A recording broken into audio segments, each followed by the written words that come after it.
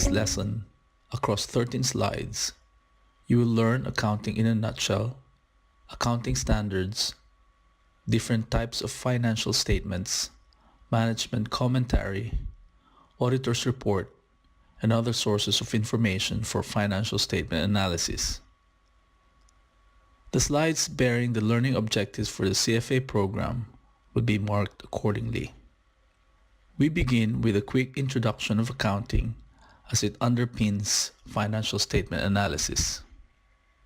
In accounting, you record monetary transactions of a business where you measure company resources and obligations following accounting rules. Periodically, accounting books are closed to prepare financial statements and other financial reports. Let us work on the learning points. The first make us differentiate between asset and capital. The question asks, how would you regard your personal savings invested in a business? Take a moment to evaluate the choices. You would regard the money invested in the business as both an asset and a capital of the business. The answer emphasizes that the money is now owned by the business while you own the business itself, and that your capital is your claim on the asset and the business. Your business transaction is investing $50,000 in your company, which accounting will record both as an asset and a capital. Thus, asset is equal to capital. Preserving the equality of recording business transactions is fundamental in accounting. You will learn more about the accounting equation later in this video series.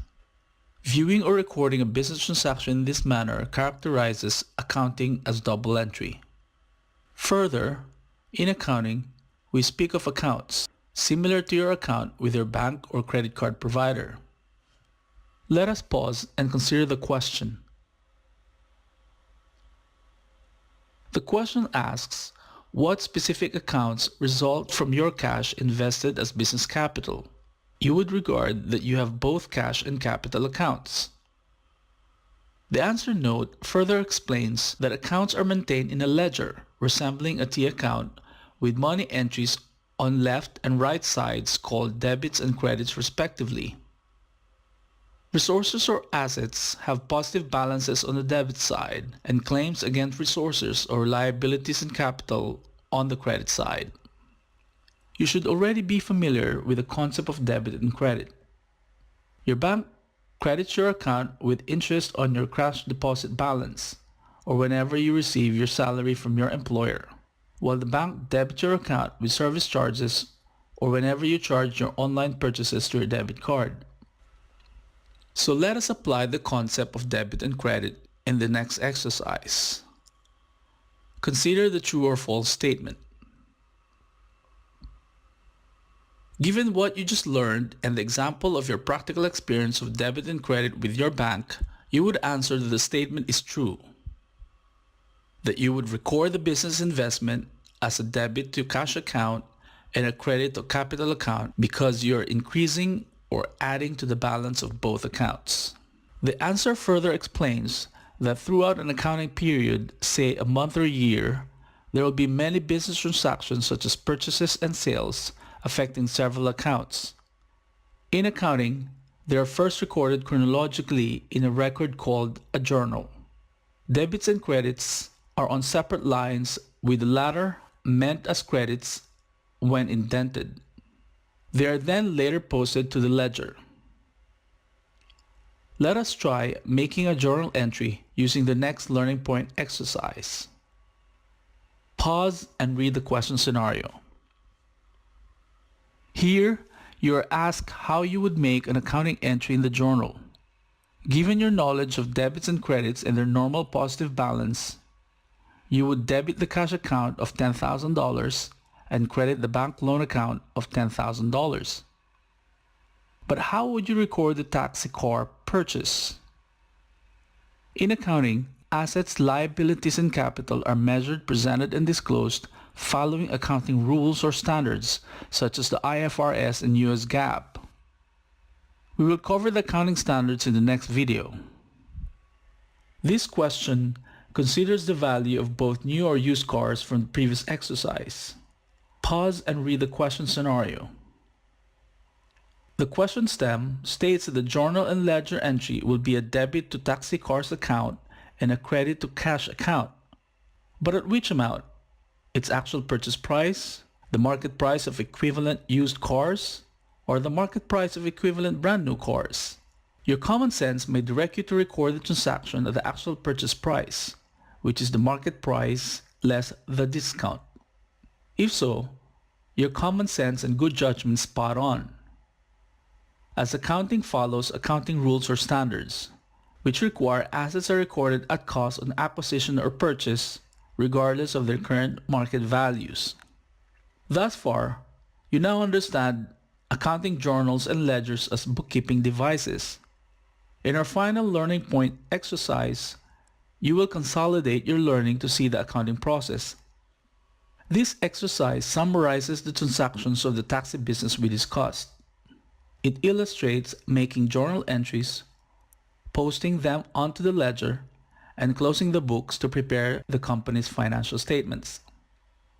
Let us quickly read the question stem. So, the question asks us to trace the flows in the diagram so we can walk through the accounting process. First, the business transactions of capital investment, bank loan, and taxi car purchase are journalized as paired or balanced debits and credits. This is why accounting is described as double entry bookkeeping. In addition, you would notice that the business transactions are journalized chronologically because transactions are recorded as they occur. The journal entries are then posted onto their corresponding ledger accounts. For example, the accounting entry for starting capital was posted as a debit to cash account and a credit to the capital account. The journal entries for the bank loan and car purchase are also posted. Once all journal entries are posted to the ledger, the net debit or credit balance of each account in the ledger is calculated, a process called closing the books.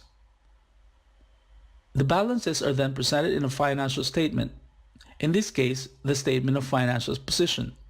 Notice that the account net balances are grouped into debits and credits and ruled to show they are balanced. This is why this statement of assets, liabilities, and capital is called the balance sheet or statement of financial position. Bear in mind that the company has just established the business and it has not operated its taxi cars yet. This means we do not have revenues and expenses or profits or loss to consider. Later in the video series, closing the books really means closing the balances of revenues and expenses so that the profit or loss for the period is carried forward to capital account.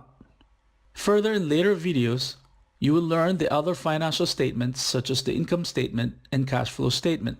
For now, let us answer the last question. Pause and consider the choices.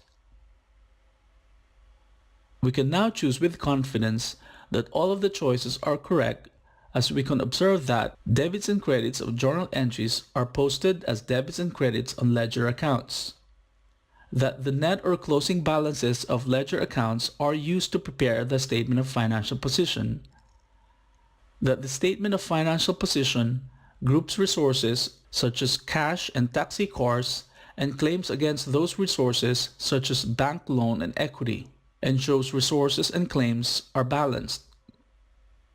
That concludes the lesson on accounting in a nutshell. You now have a good foundation for financial statement analysis. Let us move on to the next slide.